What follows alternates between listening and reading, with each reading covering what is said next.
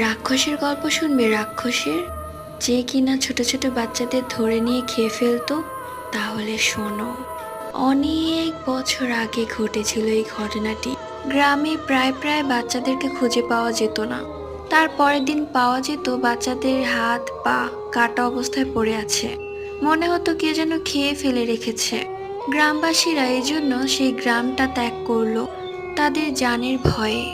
তারা অন্য গ্রামে চলে যেতে লাগলো। কিন্তু গ্রামের যে প্রধান সে বলল এই বিষয়টা এভাবে মানা যায় না।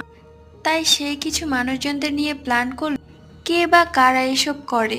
রাতে তারা পুরো গ্রাম পাহারা দিচ্ছিল। তখন তারা দেখতে পায় একটা কুজো মহিলা বস্তায় করে কি যেন নিয়ে যাচ্ছে। বস্তাটা বেশ ছোটাছুটি করছে।